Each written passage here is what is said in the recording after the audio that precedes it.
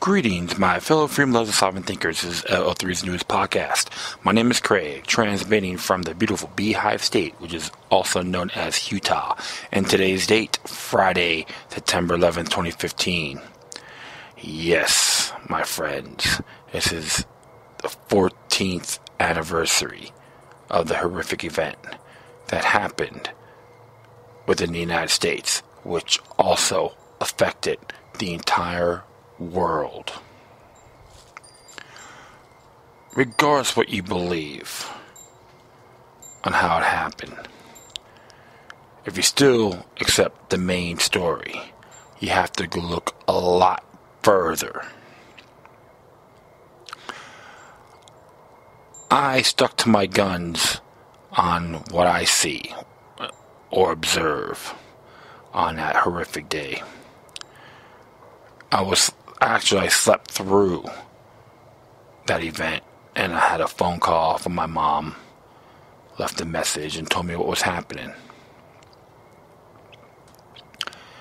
Then watching on the news, every single channel within the cable networks had it on, just full force, on what occurred. And some of the rhetoric I see later on from other networks talk about is what happens. We live in a free society. They start throwing these fear rhetoric to get us primitive. Don't get me wrong, I was very infuriated myself. A lot of beautiful people have passed. However, I have taken the initiative on grabbing some of the books I got in my little library at the time, because something just didn't add up.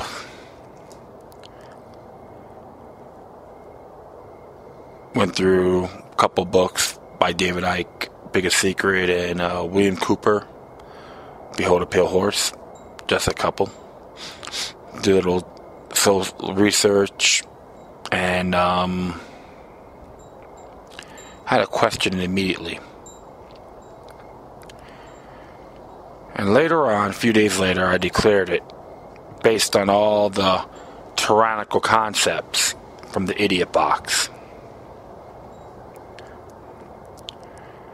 Convinced me it was a New World Order agenda. Many people thought I was crazy, didn't know what I was talking about. Others that knew me really well never said I was nuts. They had thought about it too when I started giving them some enlightening information. Sometimes a couple of my siblings, I was like the middle of the three, thought I was crazy, nuts, and so forth. They've learned a period of time that they say, yeah, you're spot on, which is okay. Because something you have to really just look at everything, the broader picture. That's why if you see my title or my description of what my show is about, the final sentence is always observe responsibly. Now to this day, more people are learning about it. They want a real, thorough investigation, an honorable one to be exact. Doesn't matter race, color, creed, political spectrum, etc. Period of time, people are coming out, talking about it, questioning whether, if you believe it was demolition, nuclear thermite, or microwave, claim that. Stop bickering with one another. Have a good discussion, but don't make it into a big, chaotic debate. All you folks have in common the official story is a monumental lie. So, I'm going to be talking a few things about addressing some of this horrific event. And it will be originally first from Paul Craig Roberts on his website, paulcraigroberts.org. It says here, 9/11, 14 years later.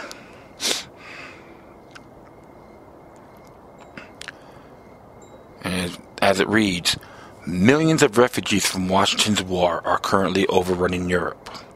Washington's 14-year and ongoing slaughter of Muslims and destruction of their countries are war crimes for which the U.S. government's official 9/11 conspiracy theory was the catalyst. Factual evidence and science do not support Washington's conspiracy theory. The 9/11 Commission did not conduct an investigation. It was not permitted to investigate. The Commission sat and listened to the government story and wrote it down. Afterwards, the chairman and co-chairman of the Commission said the Commission was set up to fail for a factual explanation of 9/11. Watch this film.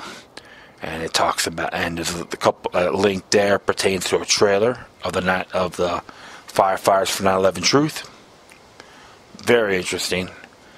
And once you watch it, and of course, there's a video here. Here's a presentation by Pilots for 9/11 Truth. It's like 41 minutes long, a little bit over 42 minutes long. And here's a website. Here's an extensive examination of many aspects of 9/11. It's by lugocommune.net. It's that module section, index, and all that. There's a link for that. So they're in light blue. You can look at these for yourselves. Very fascinating. I think I'm happy about because people are questioning it more than ever. Even the ones that were laughing at those individuals are now aligning with that particular group. And right down here, Phil Restino of the Central Florida Chapter for Veterans for Peace wants to know why the national anti-war organizations buy into the official 9/11 story when the official story is the basis for the wars that anti-war organizations oppose. Some are beginning to wonder if effectual peace groups are really Homeland Security or CIA fronts. Something to look at. The account below of the government's 9/11 conspiracy theory reads like a parody, but in fact is an accurate summary of the 9/11 official 9/11 conspiracy theory.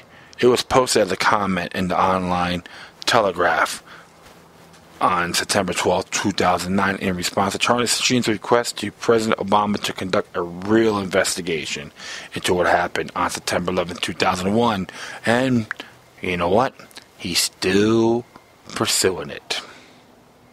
The wars. And people tell me that, well, he's just the middle of the road, but George W. Bush was the worst president ever. You know what? With all due respect, stop sympathizing for our president of the United States, Barack Hussein Obama. He is just like George W. Bush. He's just another New World Order agent, bellboy, or other words, a bend-over Bob. Because he's a Democrat, we should just give him a little sympathy, exception, have him be exceptional, unmeritable, null and void. That's what I gotta say about that. If people don't like that, don't like my view on President Obama, back it up with merit, if you dare. I will proceed. The official 9/11, the official version of 9/11 goes something like this. Directed by a beardy guy from a cave in Afghanistan, 19 hard-drinking, coke-snorting, devout Muslims enjoy lap dances before the mission to meet Allah. Using more than a craft knives, they overpower cabin crew, passengers, and pilots, and pilots on 4 planes. Sorry there, I did a little tongue-tied. And hangover or not, they managed to give the world's most sophisticated air defense system the slip. Unfazed by leaving their how-to-fly passenger jet guide in the car at the airport, they mastered the controls in no time and scored direct hits on 2 towers, causing 3 to collapse completely.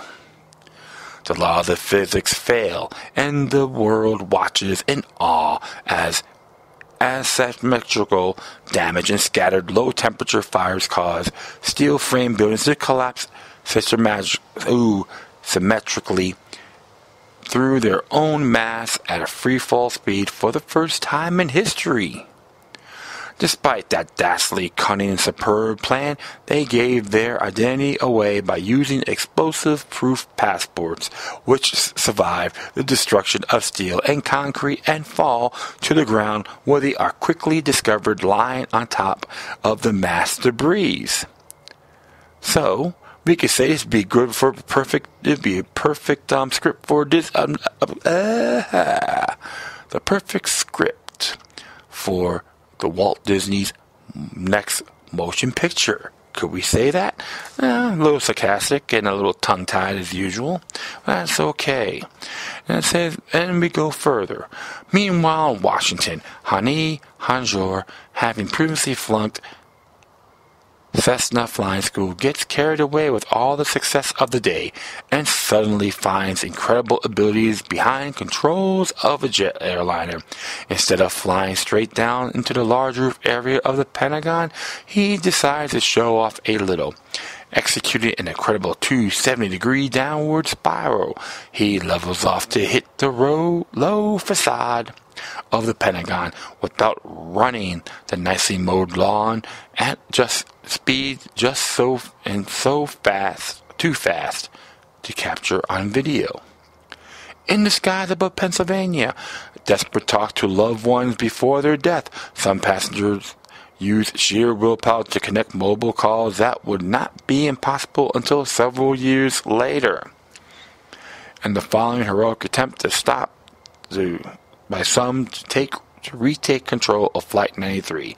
The airliner crashes into a Pennsylvania field, leaving no trace of engines, fuelage, or occupants except for the standard issue Muslim terrorist bandana. During these events, President Bush continues to read My Pet Goat to a class of primary school children in New York.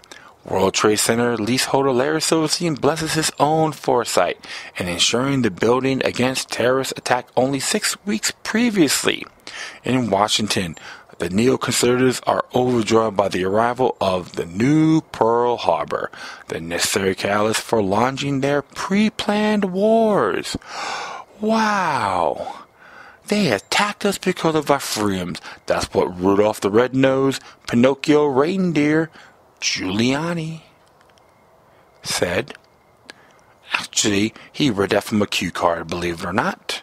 Wouldn't be surprised. But that's just the example of the bread and circuses debacle. And what really gets my goat when I heard the propaganda matrix on this, I was more infuriated by that. Why? Because you have to contemplate critically, see through the white lies, the deception, or other words, the propaganda matrix. Even till this day, I tell everyone, 9/11 was sponsored by your foes from the New World Order. Whether it's the Israelis, the Saudis, the Americans, the tyrannical elements of all those nations, not Muslims as a whole. Collectively blaming the Muslims for 9/11 is just saying that collectively condemn the Jews for the economic downfall of Germany, or blaming the Armenians for the crumbling empire of Ottoman Turkey. I can go on and on and on. Just a few examples. And we can easily say too, the Apache. Blame it on the Apaches. They're animals. Scapegoat them collectively, which it means the enemies, my friends. Scapegoating is one treacherous epidemic that's been exercised for millenniums. Don't believe that particular hype. What happened on this day? A lot of beautiful people passed, including people on all creeds or national backgrounds, etc. Regardless. This is why I say it was a New World Order agenda, because it's a 24/7 excuse for everything. Look at the airports for an example. They want you to go through the body scanners. They want to pat you down. Not saying everyone at TSA are bad folks, but it's a pretty bad concept. Train us like a bunch of little convicts. What am I convicted of? Doing business with the airline industry? Something to think about. There's lots of other ways it can be done. It's just an example. They want to do the national ID card. They want us to go around getting your license under the Real ID Act, where some of the states didn't have the courage to nullify it. And they say, if you don't have the national ID card, you can't go through the airports or anything like that. You know what? They're trying to tell everyone we are smarter than you and how business should be done. It is a form, my friend, of neo-mercantilism in the airline industry. Oh yeah, feds know best, screw the rest. That's what they're saying. Nothing more than a deceptive pipe dream.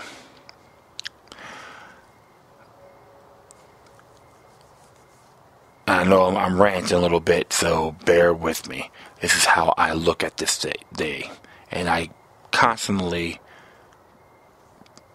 talking to folks about it, not afraid what they think. There's many people, I could say, chat with strangers, chat with attractive people. They like what I said, and they're starting to learn. And that's what's great. People are waking up, are questioning. That's how you do it. This is what's driving the one world order crazy. And their excuse is bombard all these nations. They're going to try to say, oh, Iran was involved in 9/11. We'll attack Persia or Persians. You know what I say? If those people believe we should go attack Iran or any other country because of 9/11, you say this. You go to the front line and see how tough you are. Not including the Dingleberries legislation Congress in Washington, D.C. Call them all out. Doesn't matter what party they are in. I'm tired of their garbage, believe it or not. And that's why I tell folks, they need us more we need them. So I'm going to continue on here on something with 9/11. This one here came from True Activist by John Vibes. Ask your neighbors the Building 7 challenge this year on 9/11. And as it reads, this week's Activist Talk radio host Bob Tuskin went to the University of Florida campus armed with a small television and a microphone. After getting his gear up, Tuskin started something that he called the Building 7 challenge. The idea was to show people footage of Building 7 falling at free fall speed on September 11, 2001, and just ask them what they saw on the video without first telling them when the footage was taken. A vast majority of the people who he interviewed, even police officers that were called the scene, stated it was fairly obvious that the building was demolished. After they gave their answers, Tuscan informed them that the footage was in fact the World Trade Center Building 7. A building that collapsed was not hit by a plane. Despite the fact that Building 7 appeared to be demolished and was not on fire as other buildings were, there are many people who are not even aware that it fell on that day, and many others who think that it is simply a conspiracy theory. There is so much evidence that has come to light since the collapse of the World Trade Centers that is now quite clear there was a massive cover-up involved in this situation.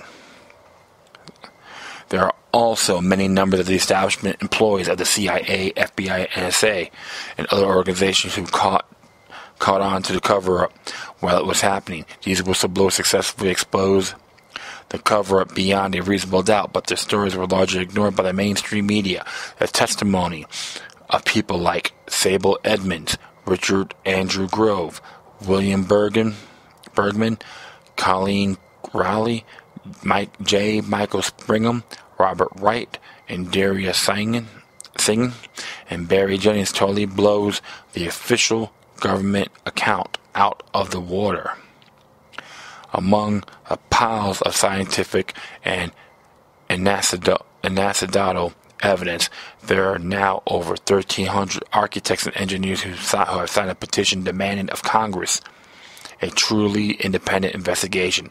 This independent investigation is necessary because the 9/11 Commission was a total puppet committee who just pushed the story that the Pentagon ordered them to. The wars that are happening around the world, a police state that is expanding in the Western world, and a general lack of privacy and peace worldwide is justified by the official story of the World Trade Center attacks on 9/11. Almost every specific point of the general story contradicts all evidence and eyewitness accounts. The 9/11 Commission, which was developed to investigate the issue, was a setup. How do we know this? Most people who sat on the 9/11 Commission have since come forward admitting they were not allowed to look into the most of the evidence, and that were tightly controlled by the Pentagon.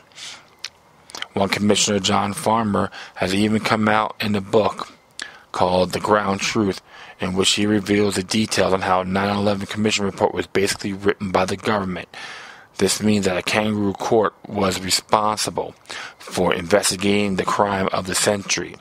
Isn't this good enough reason to support a legitimate investigation? Tuscan's Building 7 challenge can be viewed below, but you can put your friends, family, and neighbors to the challenge as well.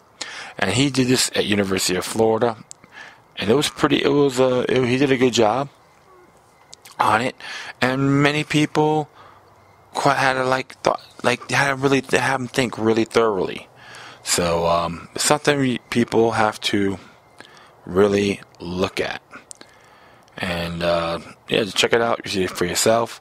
It's really, regardless of what you think of Ruskins, he is getting people to look at everything a lot more further. So that's one of the other things you could do. You could share that with folks. And I am going to add Rethink 9/11, which is Rethink 9/11 video by 9/11truth.org. Wait, hold on here. I'm going to do rethink911.org. That would be good to do. And there's a video for that, which is actually sponsored by Architects and Engineers for 9/11 Truth. So, you can look at that. I have the video right here. It's 5 minutes, 47 seconds long. So, definitely check that out. And And definitely examine that. There's donations and so forth, so I'm going to add that to the footnotes on this subject. And let's look at here this day in history. Actually, no, I'm going to something interesting came up. I'm going to add this as well. Related to 9/11. It's from The Guardian. It came out today. And it says here, Florida man charged over alleged 9/11 memorial bomb plot. As it reads, U.S. officials have arrested a man who allegedly tried to help plan an attack on a 9/11 memorial event. The U.S. Attorney's Office said Joshua Brian Goldberg, 20, of Orange Park, Florida, has been charged with distributing information relating to explosives, destructive devices, and weapons of mass destruction. A criminal complaint said Goldberg began communicating online with an FBI informer in July and gave the person information how to build a bomb using a pressure cooker, nails, and rat poison. Pretty fishy, huh? The complaint said Goldberg instructed the informer to place a bomb at an event in Kansas City, Missouri, commemorating the 14th anniversary of the 2001 attacks. Something to really look at, my friends. Really boggles the mind. I don't know how accurate the story is, but one thing I know about FBI informers, they're just fishing people left and right. This is another reason why I tell folks the war on terror is a conflagration or conflict with ourselves. Whatever you folks do, don't get involved in doing things like this whatsoever. I'm just curious how accurate this article or story is. Mr. Goldberg's only 20 years old. In Orange Park. I think it's somewhere up in Volusia County. I'm not so sure. I'm going to have to look at it myself. Something to think about. I don't know how his IQ is. If he's a mind control advocate, we don't know. But the whole thing is, we have to probably examine this a little more further. I find it's pretty suspicious in good faith.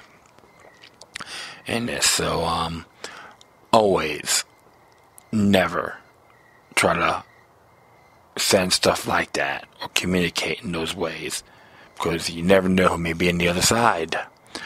Alright, we'll do a little nostalgic here. It actually came out the 29th, 2009 on this day. And originally came from Jack Blood, but it looks like they haven't, they took this linked off. And it's interesting. This day in history on September 11th. And this is a lot of interesting stuff happened on this day. And we will start. In year 1226, the Roman Catholic practice of public adoration of the Blessed Sacrament outside of Mass spreads from monasteries to parishes. In 1609, Henry Hudson discovers Manhattan Island and the natives living there. In 1773, a public advertiser publishes a satirical essay titled Rules by Which a Great Empire May be Reduced to a Small One, which is written by Benjamin Franklin. In 1776, British-American Peace Conference on Staten Island fails to stop nascent American Revolution. 1777, American Revolution, Battle of Brandywine. British celebrate a major victory in Chester County, Pennsylvania. 1786, the beginning of the Annapolis Convention. 1789, Alexander Hamilton is appointed as the first United States Secretary of Treasury. You should read Hamilton's curse on that one, my friends. You'd be surprised. And I will proceed. The Hope, in 1792, the Hope Diamond is stolen along with other crown jewels, which which 6 men break into the house used to store jewels. 1813, British troops arrive in Mount Vernon, prepare to march to Washington, D.C. to invade it. Wow. And we can continue on. 1857, the Mountain Meadows Massacre, Mormon settlers and Palouse Massacre of 120 pioneers at Mountain Meadows, Utah. And it goes here. 1906, Mahatma Gandhi coins the term Satyagraha to characterize the nonviolence movement in South Africa. 1922, British Mandate of Palestine begins. 1940, World War II, Buckingham Palace is damaged during German air raid. 1941, the ground is broken for the construction of the Pentagon. World War II, the U.S. Navy is ordered to attack German U-boats. Charles Lindbergh Des Moines speech accused the British, Jews, and Roosevelt administration of pressing for war with Germany. Interesting. It's interesting. Look at that. When you think about it, the ground was broken for the construction of the Pentagon on September 11th. Of course, in 1941. Something to think about, my friends, huh? Okay, 1960, Young Americans for Freedom meeting at home of William F. Buckley Jr. promulgate the Sharon Statement.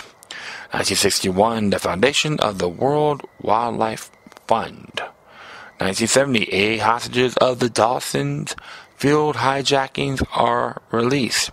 Remaining hostages, mostly Jews and Israeli citizens, are held until 1925. 1973, a CIA-backed coup in Chile, headed by General Augusto Pinochet, topples the democratically elected President Salvador Allende. Pinochet remains in power for almost 17 years. In 1982, international forces that were guaranteeing safety for Palestinian refugees following Israel's 1982 invasion of Lebanon leave Beirut. 5 days later, several thousand refugees are massacred in the Sabra and Shalatia refugee camps. 1987, Dan Rather walks off the set of the CBS Evening News over disapproval of the handling of a major event being erupted and postponed by sports programs, leaving 6 minutes of dead air. 1990, under George H.W. Bush, delivers a national televised speech which he threatens to use the force to remove Iraqi soldiers from Kuwait, which Iraq has recently invaded. 1998, Independent Counsel Kenneth Starr sends a report to the U.S. Congress accusing President Clinton of 11 possible impeachment offenses. Of course, 2001, September 11th attacks takes place in the United States. Airplane hijacking result in the collapse of the World Trade Center in New York City, destruction of western portion of the Pentagon in Arlington, Virginia, and a passenger airliner crash in Shanksville, Pennsylvania. 2005, the State of Israel completes its unilateral disengagement from the Gaza Strip. 2007, Russia tests the largest conventional weapon ever, the father of all bombs. And it's not on here, but we can add as well, on 2012, the consulate of Benghazi, Libya, which many folks, including the consul himself, got murdered by members of Al-Qaeda. Something to think about. Yes, so a lot of strange things happen on that day when you look at it. And there's a lot more stuff that occurred on that day. But it's just a good prime example. What is, you could say, question, which everyone can look at that immediately. And of course, the Benghazi thing, there's records on that. Fortunately, I'm not going to really talk about it, but I know a lot of conservatives and Fox News are going to be talking about that all day long as well.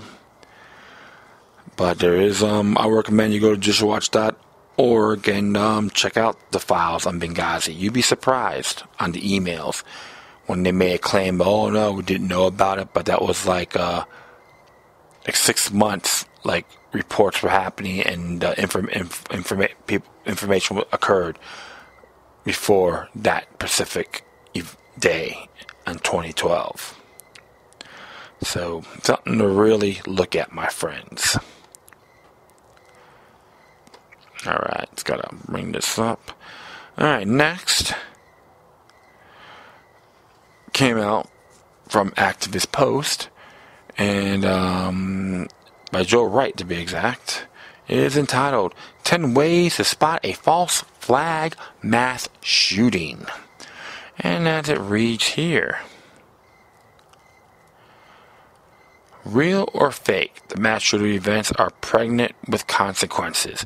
After the Sandy Hook shooting, Connecticut passed strict gun laws, and they're trying to pass invasive homeschooling laws because alleged shooter Adam Lanza was reportedly homeschooled. Really?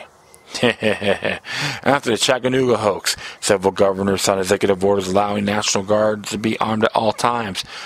The Charleston shooting hoax resulted in the banning of the Confederate flag.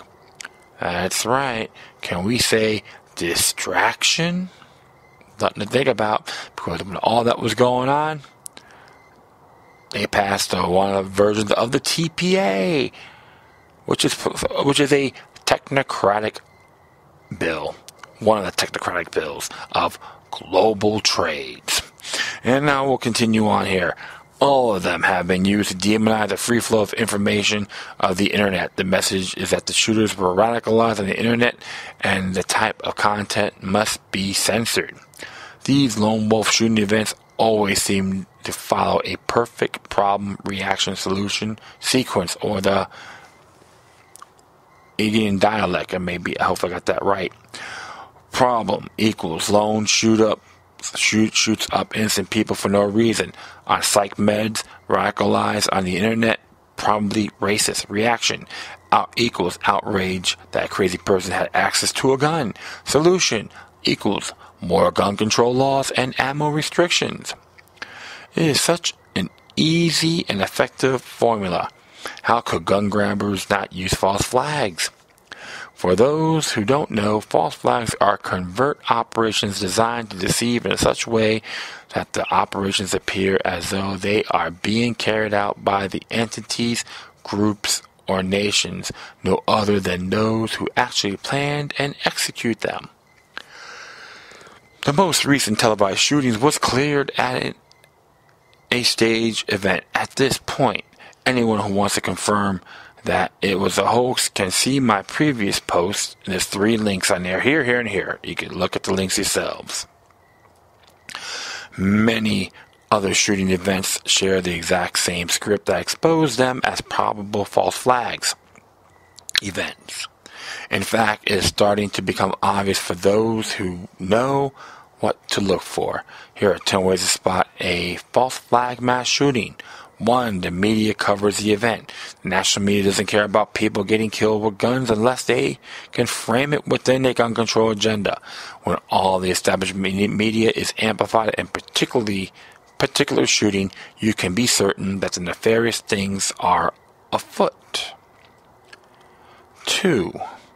No survivors.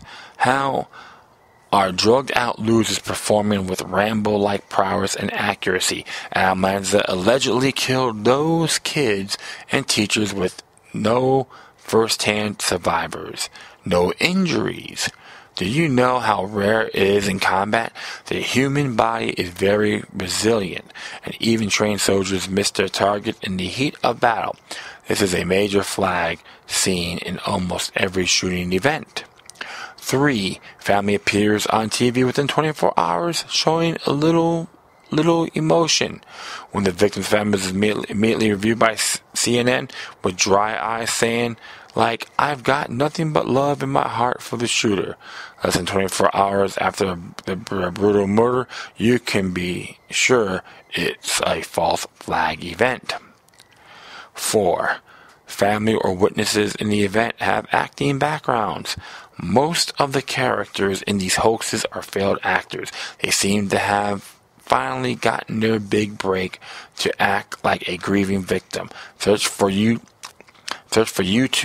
crisis actors shooting. Even that 1% of that content is true, your whole reality will be turned upside down. 5. Participants in the hoax immediately blame the gun, demand more gun control. No victim's family ever said gun laws aren't to blame. It was just the wrong place at the wrong time in these hoaxes. 6. Shooters have social media accounts. Why do all these shooters seem to only have a month or two of social media activity? That's highly unusual for a real person these days. 7. Shooter commits suicide. It is much more convenient when the shooter is killed off in the story. That way they don't have to worry that their patsy will spill secrets. It is not always the case because access of the alleged Aurora shooter James Holmes and the alleged Boston bomber is easily restricted. 8. Shooter leaves manifesto. If the media releases the shooter's manifesto or social media statements that reinforces the government's agenda to expand the war on terror domestically, it's probably a stage hoax. 9. A victim's families don't sue for negligence, but receives millions of unsolicited federal payouts. This was one of the biggest tells for me that Sandy Hook was a fraud. The federal government just doesn't hand out money, and parents with a major gripe about schools usually files lawsuits. The opposite is true for these shady events. 10. My solution wouldn't have prevented the events. Finally, a powerful way to tell these events are false flags is that the proposed solution for more gun control wouldn't have prevented any of these attacks in the first place. It's all a ruse. Even if they were genuine tragic shootings, they can't be prevented by banning certain types of guns, the number of bullets, types of magazines, or even who is legally allowed to buy them. Besides, violent crime statistics have been plummeting in the last few decades. We're living in the most peaceful times in human history, yet gun grabbers would have us believe the opposite. Don't you see? They need to make you feel frightened. They want us to give up our right to self-defense and buy into their protection racket. They want us to beg them to spy on us, restrict our freedom of speech, and ban guns for our own safety. And I suspect they'll continue these ridiculous hoaxes until they get what they're after. Joe Wright. Always enjoyed checking out, reading stuff from Activist Post. And like I said, you have to always pay attention. Look through the fine lines. Look through the fine print. This is what I see, my friends. And you have to always observe things thoroughly. Think strategically. Read The Art of War. And of course, always harp about looking at Ed Benez's propaganda. Alright? You have to actually check it out for yourselves. Because one thing for sure, my friends, they want us to be submissive to them. You know what I say? Piss off. Plain and simple. So,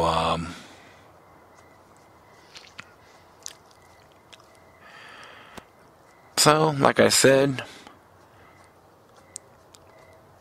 you have to look at things a lot more thoroughly.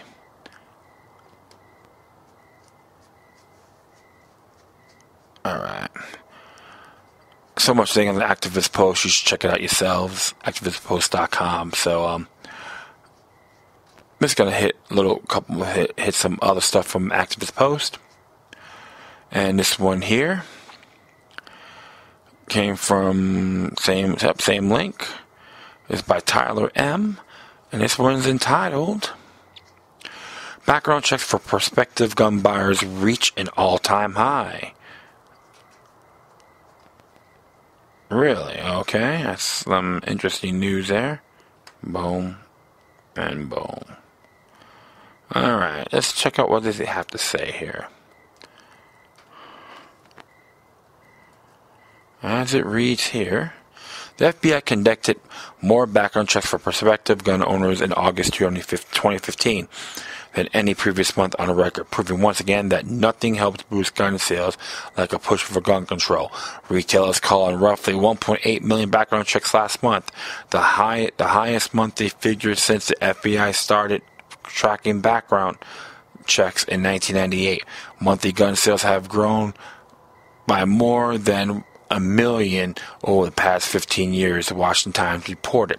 Because the government doesn't publish statistics on gun sales, background checks are often used as indicators for the sales of firearms. When the number of background checks goes up, it means business is booming for the firearms industry. The recent increase in the background checks came after shootings in South Carolina, Tennessee, and Virginia. This summer, prompt renewed calls for gun control. Whenever there is a call for gun control, sales increase. Larry Keene, a general counsel for the National Shooting Sports Foundation. The concern that anti-gun politicians are seeking to infringe and restrict the right to keep and bear arms is very real and well-founded. Democrats and moderate Republicans have introduced a number of gun control measures over the past. Even the NRA, through its support behind a gun control bill encouraging states to share information of the mentally ill with the federal government. Senate Democrat Tim Kaine introduced yet another confiscatory proposal was introduced last week. The Responsible Transfer of Firearms Act would make anyone transfer a gun to a prohibited individual criminally liable. You know what? Let's check that link out. So what do you have to say? It's from thefederalist.com. Came out on the 8th to be exact. A couple of days ago. And let's see what they have to say about it.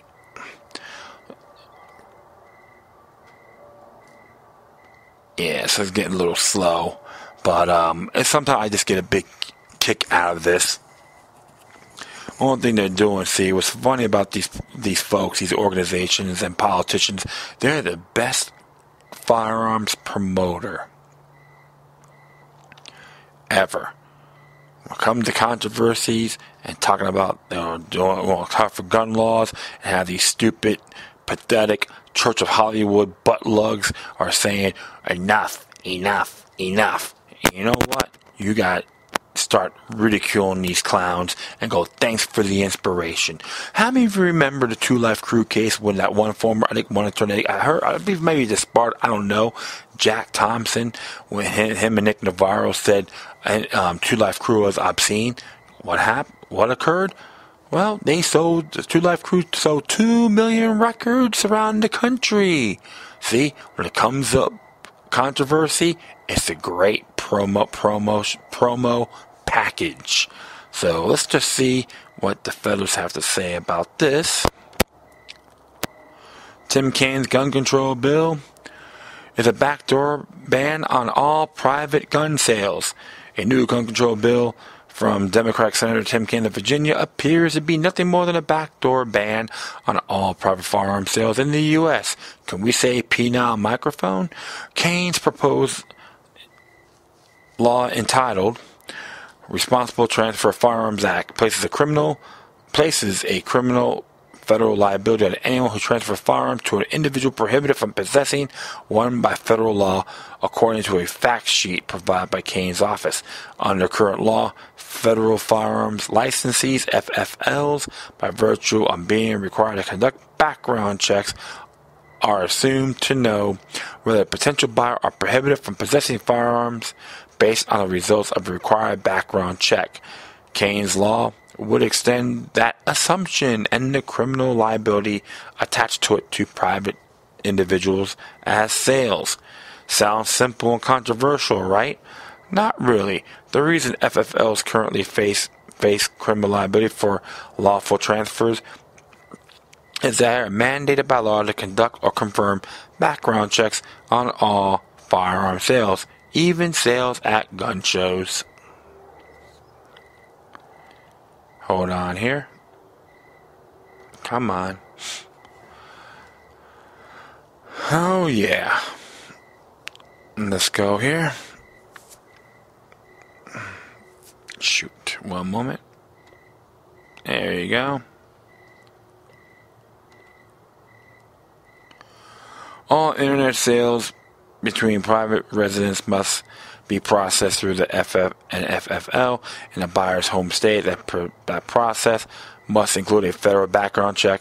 Sales between two private non-FFL individuals who reside the same rate are the only major category of firearm transfers that are exempt from federal background checks. The reason for that exemption is obvious, that there's no federal interstate commerce nexus.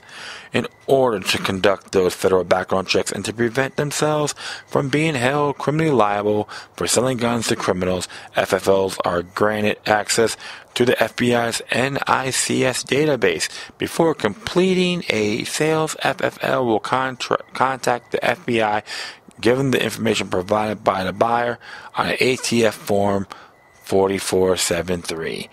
And the FBI will tell the FFL whether the buyer is cleared to purchase a gun. Can we say privilege? While current federal gun law imposes a criminal liability on those institutions with authority to conduct criminal background checks, Kane's bill does no such thing.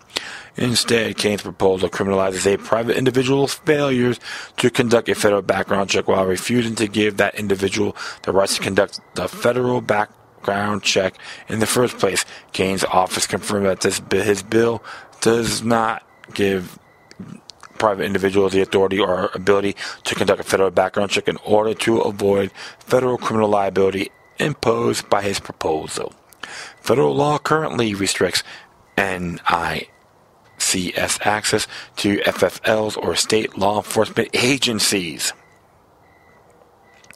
It does not give an FFL's access to the NICS database. A.M. Dudley, Kane's communications director, told the Federalists via email. The legislative text of the proposed bill releases the criminal liability only if the seller has taken reasonable steps to determine that the recipient is not legally barred from possessing firearms. However, the most reasonable step available, conducting a background check via the same system used by FFLs, is not available to any private individuals. Kane's gun control proposal is akin to an anti-speeding law for which some reason prohibits drivers from using speedometers to gauge their speeds. Aside from virtually eliminating the private sale market in the U.S., Kane's gun control bill will also likely drive up profits for FFLs. Exactly. If private individuals remain banned from conducting federal criminal background checks, they will be forced to process their transfers through FFLs, most which charge hefty fees to process external sales. The latest gun control effort from the junior senator from Virginia comes on the heels of the gun control movement's failures in 2013 to enact so-called universal background checks. Rather than working to convince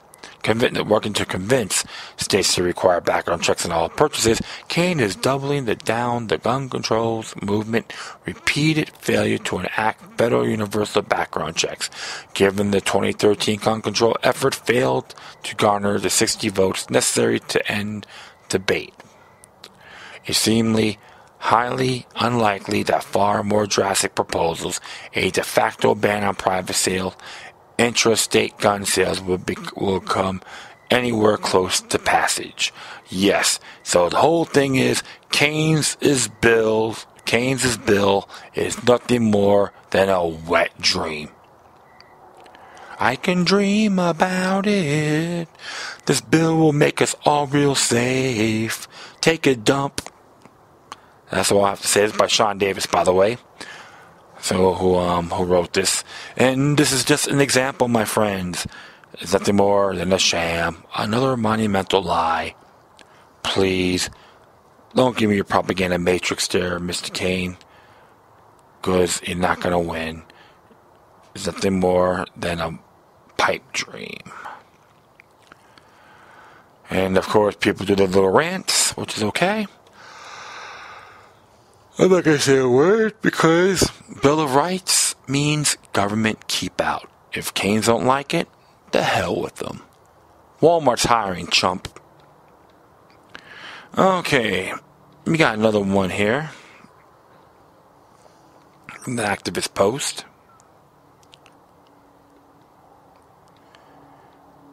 Actually,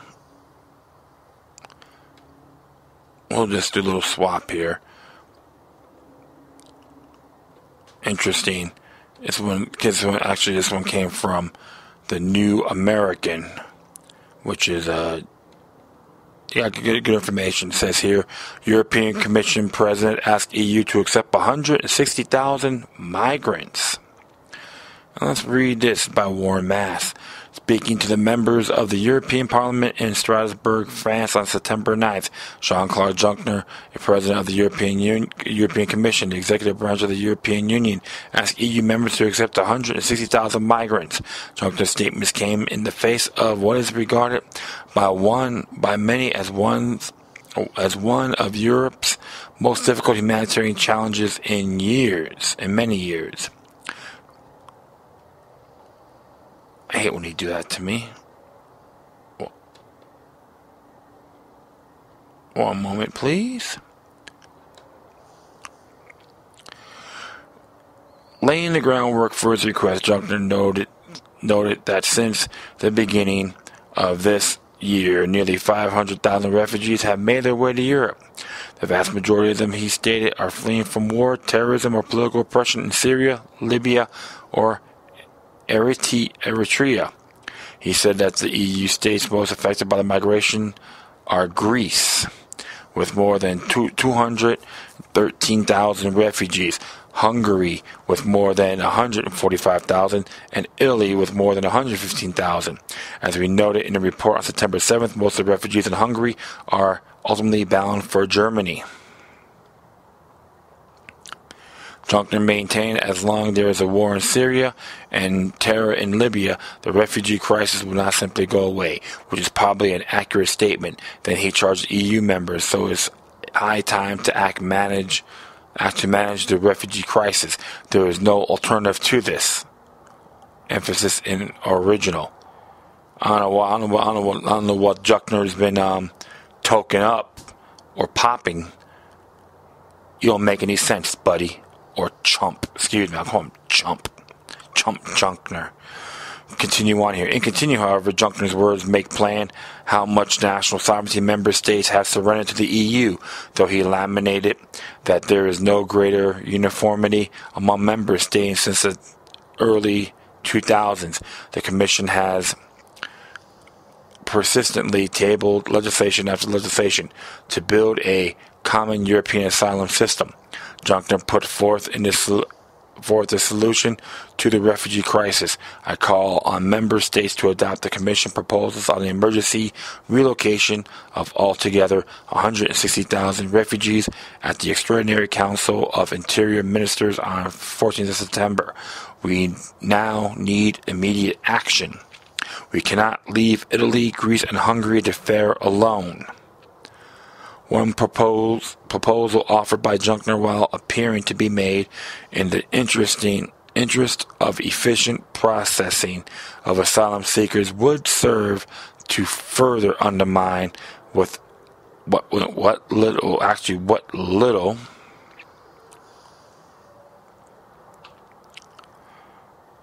national sovereignty remains among EU members, he stated. I also believe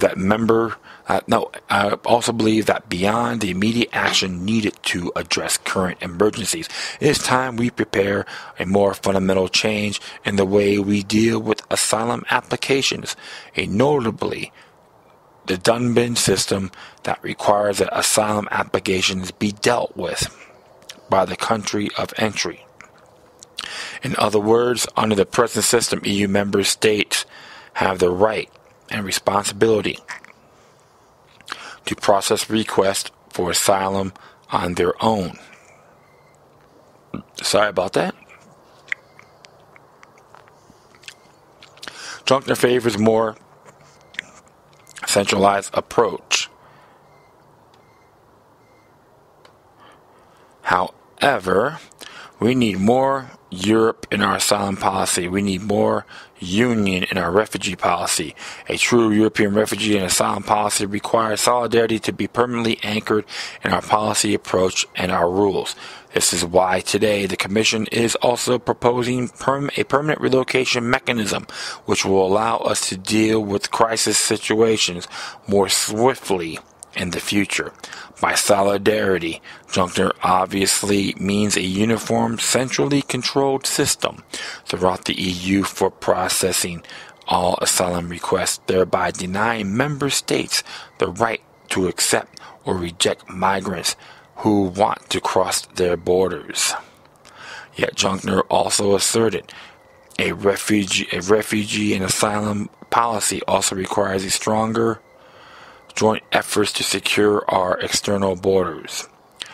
He added, fortunately, we have given up border controls between the members of states of the Schengen area to guarantee free movement of people, a unique symbol of European integration. Junkner's description of what has already transpired and what he proposed in order to increase the EU's Commission external border security is reminiscent of the Reject Security and Prosperity Partnership of North America, SPP. The SPP was founded in Waco, Texas on March 23, 2005 by Canadian Prime Minister Paul Martin, Mexican President Vicente Fox, and U.S. President George W. Bush. In 2006, CNN anchor Lou Dobbs argued that the TPP was part of a plan to merge of the United States, Canada, and Mexico into the North American Union, similar to the European Union. Multiple articles published by the New American and by its affiliates organization John Birch Society made exactly the same point. Faced with strong criticism, those seeking to establish the SPP eventually allowed the plan to die. However, the idea itself never died. On February 4, 2011, Canadian Prime Minister Stephen Harper and President Obama announced a new Security and Prosperity Initiative with a plan to pursue a perimeter approach to security in ways that support economic competitiveness, job creation, and prosperity. I remember just going into the bathroom, taking a dump, then hear that to read that plan. Please look beyond the boundaries of the EU, closer to the source of the conflict that has caused so many refugees to flee, Junkner said. Today I call a European diplomatic offensive to address the crisis in Syria and in Libya. We need a stronger Europe when it comes to foreign policy. And I am very glad that Federica Mogherini, our determined High Representative, has prepared the ground for such initiative with her diplomatic success in the Iran nuclear talks, and that she stands ready to work closely together with our member states towards peace and stability in Syria and Libya.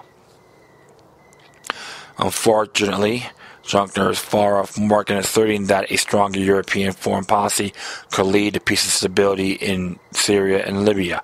As Alex Newman noted this in his article proposed by the New American September 8th, politicians and establishment figures in the United States and European Union demanding that the West accept millions of Middle Eastern refugees are the same globalists that create the tragic situation in the first place by destroying the countries their victims are fleeing from.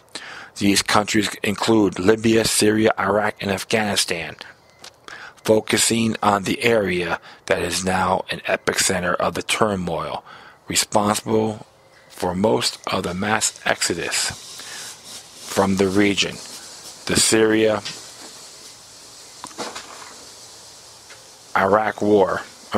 border. The two factors most responsible for the upheaval were the U.S. invasion of Iraq that removed Saddam Hussein and created a power vacuum in that nation, and the U.S. support for the rebel forces attempting to overthrow Syrian dictator Bashar al-Assad. The conflict in Syria began in 2011 as various groups coalesced in an uprising against al-Assad's government. The now well-known ISIS, also known as the Islamic State of Iraq and the Levant, or ISIL, entered the Syrian civil war on the side of the rebels, and by July 2014 was in control of a third of Syria's territory and most of its oil and gas production.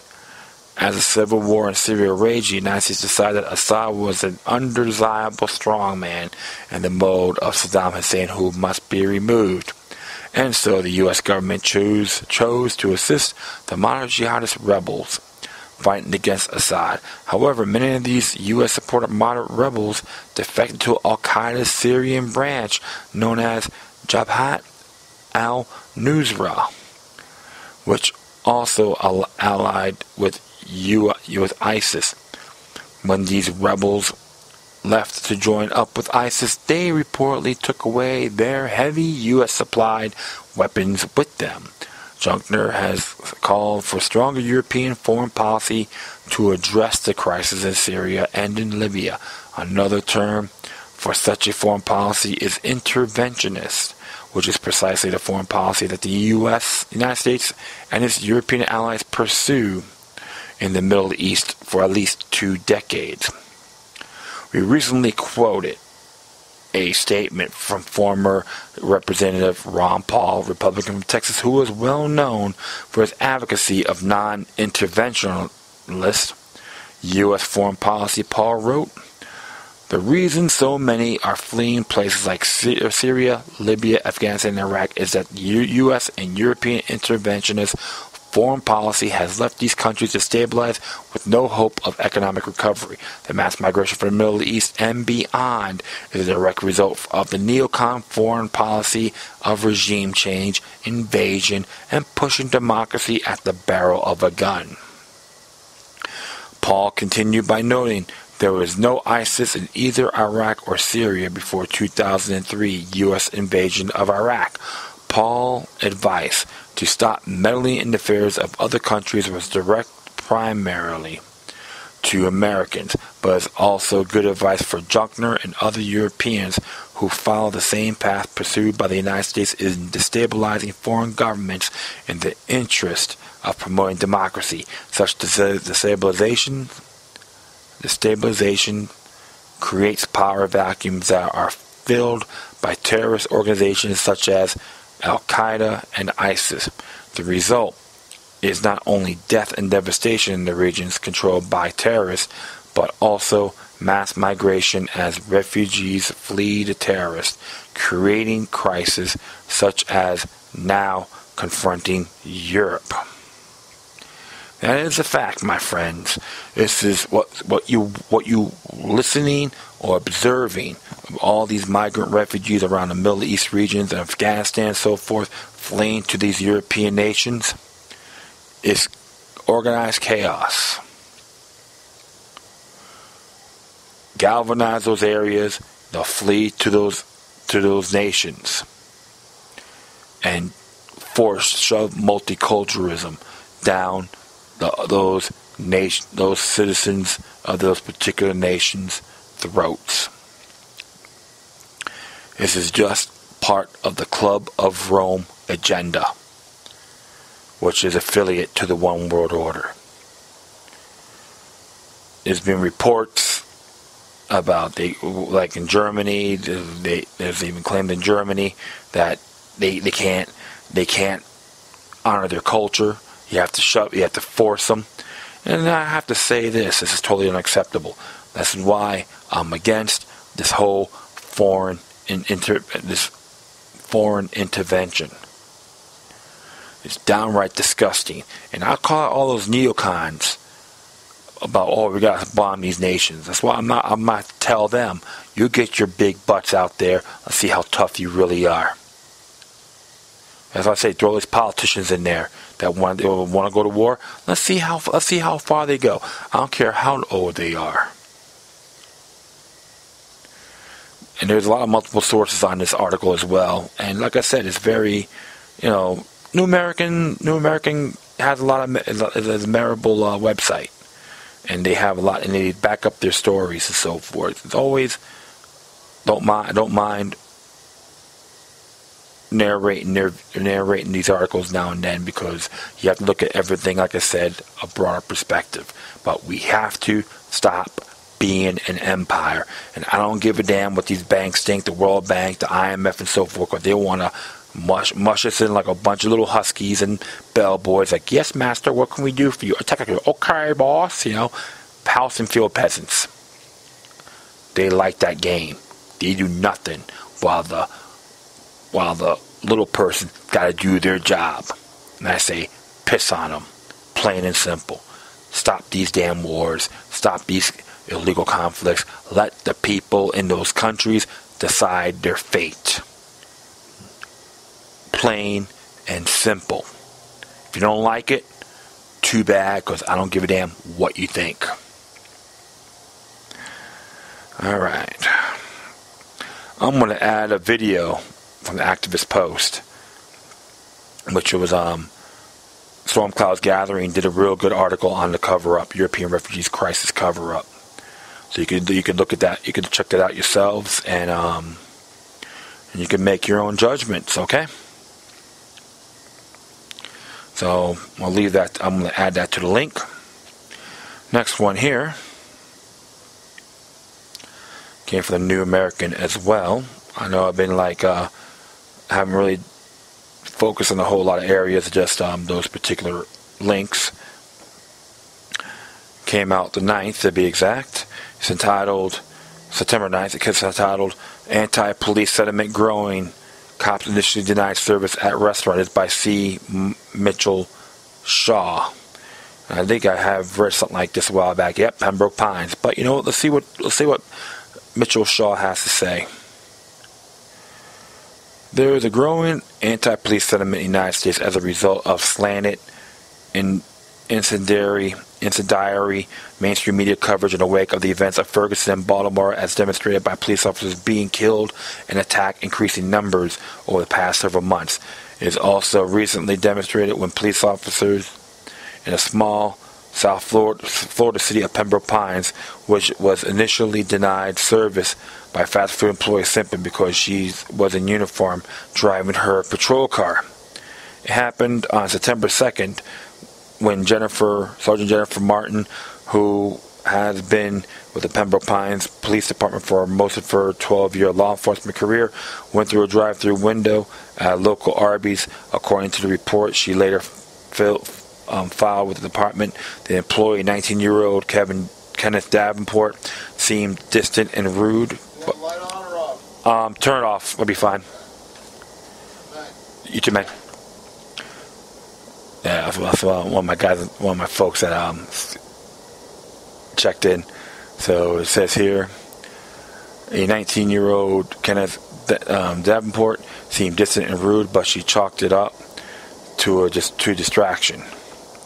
When she pulled forward to pay and receive her order, however, she realized there was more of it than that. As Davenport took her credit card for the payment, he walked away. His manager, 22-year-old Angel Maribal, came to the window to take his place and told Sergeant Martin, Davenport doesn't want to serve you because you're a police officer. He laughed about it when she told him she was extremely uncomfortable and did not think she wanted to eat anything from there. Maribel told the officer that it was all right and assured that Davenport was allowed to refuse to serve her. He handed her the order and laughed again about Davenport refusing to serve her. Concerning about her safety, Sergeant Martin decided not to eat the food, knowing if either the young man or someone else at the restaurant had done anything to it. She parked and went inside for a refund. Maribel refunded her money and provided his contact information. Davenport refused to speak with her or provide his information. Pembroke Pines Police Chief Dan Godestino issued a statement which said, I am offended and appalled that an individual within our community will treat a police officer in such manner. It is unacceptable. I will be contacting the RB CEO to demand an apology. When he contacted Arby's CEO Paul Brown. The executive order did offer an apology, and Arby's issued a statement saying, "We take this isolated matter very seriously as we respect and support police officers in our local communities. As soon as the issue was brought to our attention, our CEO spoke with police chief who expressed his gratitude for a quick action to indicate that the case is closed. We will be following up with our team members to be sure that our policy of inclusion is understood and adhered to." Chief Giustino said he considered the matter closed. Jeff Marano from the Police Benevolent Association was not so forgiving. He insisted that this simple apology was not enough, saying this is excusable behavior for an employee in an establishment to be treating a uniformed police officer or anybody in the public like that. He also says the employees should both be fired. John Rivera, the president of the Miami-Dade Police Union, agreed and said that until both clerk and his manager were fired, he was calling for a boycott of Arby's. In his statement, he said, "It is beyond comprehension and deeply troubling that a business would deny service to a local enforcement for just being a law enforcement officer. This is yet another example of hostile treatment of our brave men and women simply because they wear a badge. It is unacceptable and warrants much more than an apology." The next day, Davenport said the whole thing was a joke. According to NBCMiami.com, he said, "My manager just made a joke and she couldn't take it the right way. She has no sense of humor. It was busy, and then she was probably one of the last cars we had. She wasn't for the joke, I guess. We're too busy, so my manager's like, oh, I get to serve you instead of him." Like he's getting overboard for that. When asked if he dislikes police, Davenport replied, "Not at all. Never had a problem, but is this kind of changes me now. I'm starting to think like, could it be possible a publicity stunt, or what is it, racism? Something? I didn't do anything to this lady. Why is it so worldwide, like you guys say? To me, I'm just gonna keep living my life, and whatever happens, happens. There's nothing I can do at this point." What has not been explained is why Marable,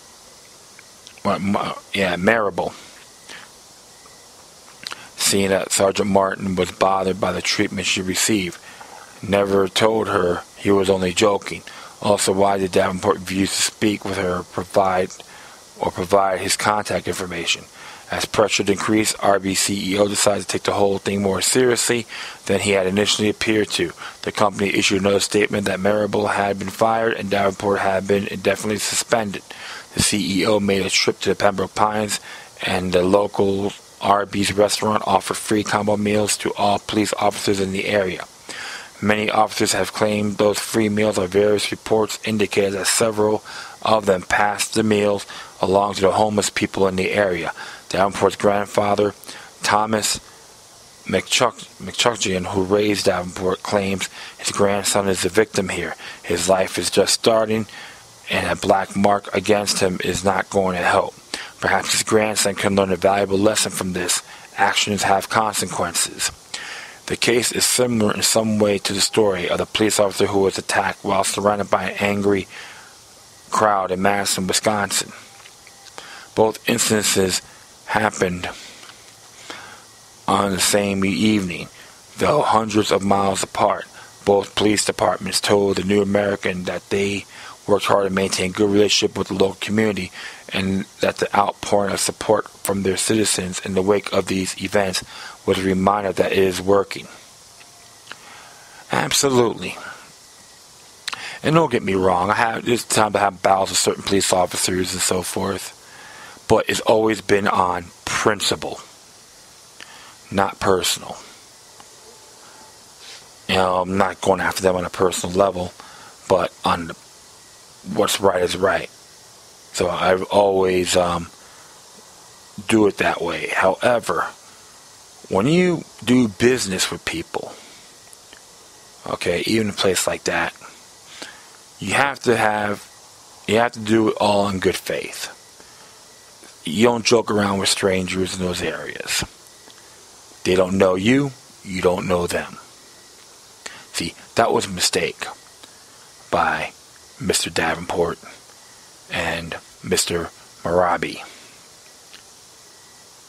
Marable, excuse me. Well, that's what happens when you choose poorly. It can backfire. You can get fired. You can be disciplined. That's how it goes. So each and every one of us have got to take responsibility for our actions. And like I said, there is corruption, criminal elements in every entity, movement, or institution. That's how it is. But you can't just crucify everyone collectively. That's where I draw the line. And this was very disturbing. So, some people thought, oh, it was great. Yeah, screw the police. You know what? I know they're not obligated to protect you as individuals, but I know they protect the service public the best they can, and I do agree they're being trained more aggressively, and they're not being peace officers, but rather revenue collectors, and I do condemn that as well. But you treat everyone as individuals, even the ones in those institutions. That's how I am. So, think before you do. That's the bottom line. Alright. And I'm going to add another video here about local police versus national police. It was done by the John Birch Society. And I gotta say, it's a real good thing, how we should do it more on a local level than go on a federal level. So, and on the control and power and so forth. And people say you can't do anything on the local level. Don't give me that crap. You can. And so definitely check it out. I'm going to add that link to it with this article. And finally, excuse me here. This is interesting from Fukushima Watch. And this one's entitled, The United States threatened its own mini Fukushima disaster. This happened around St. Louis, as it reads here. Leaders in St. Louis suburb are pleading with the Obama administration to clean up radioactive landfill that has potential to be engulfed in flames. The Environmental Protection Agency has been trying to do something about the Westlake landfill in Bridgeton, Missouri. For the past 25 years, barium sulfate waste from the Manhattan Project was dumped in the landfill in 1973. Private company Malin Grode, a big pharma corporation that used to produce material for atomic bombs, is now headquartered in Ireland, presumably to avoid paying U.S. taxes. Allegedly illegally dumped the toxic waste into the landfill. Unsurprisingly, data provided by the Missouri Department of Health and Senior Services reveals that cancer rates are higher among residents who live near the radioactive landfill. Okay. This reminds me of the Love Canal incident.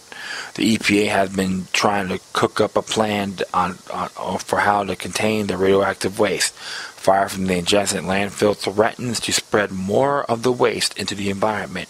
No one is sure what will happen if the two landfills collide. Could it spark nuclear emergency that could blanket the masses?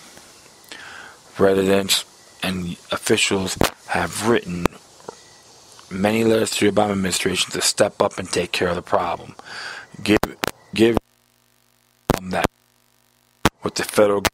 We believe that the Corps of Engineers is the best suited entity to handle the Westlake landfill. Ed Smith, Energy Program Director with the Missouri Coalition for the Environment, told sources. We believe it would be within the power of the president to issue an executive order to clean up the bureaucratic alternative mess at the Westlake landfill. Put one government agency in charge and utilize the EPA Department, Missouri Department of Natural Resources, what have you, as experts on these issues while having one quarterback instead of two, he added. A spokesman for the White House said the Obama administration has heard pleas of the Missourians, but has not stated if any actions will be taken. The situation has anonymous undertones reminiscent of the Fukushima disaster when the Japanese government failed to make adequate preparations that would prevent a nuclear disaster from ensuing. Unlike the Fukushima disaster, however, the radioactive threat at the Westlake landfill can still be contained. Well. That's what happens when you got a bunch of douchebags that don't give a damn. Contaminate the community. Let the people sort it out. I think those sons of bitches should be thrown in jail, as far as I'm concerned. Extradite them from Ireland. Take them in. Very disturbing. If I'm correct, that's not far from the New Madrid fault line. What would happen if that occurs? Possibly Mississippi River and those areas can be contaminated as well. So instead of dragging your feet, get your asses in gear. And I've been a little bit vulgar, so forgive me on that. This is how I see things, just very insulting. But it has to get cleaned up one way or the other.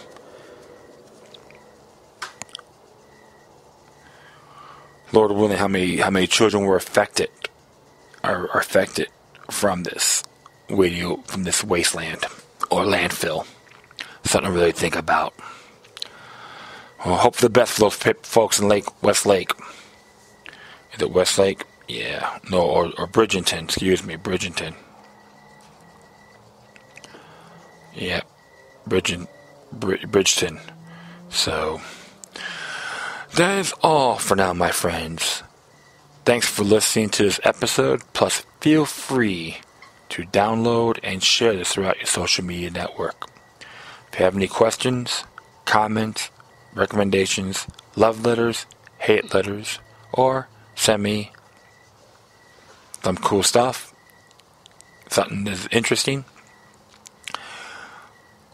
always use it with decorum. You can hit me on Facebook, Twitter, Google+, Spreaker, iHeartRadio for your comments, or you can send it to YouTube as well. Or you can email me at lokiluck3@gmail.com. Once again, thanks for your time. Plus, always remember that demonic resistance is healthy for the soul and can liberate humanity. Until next time, take care of yourselves, keep on spreading the love, and may your guardian spirits be with you.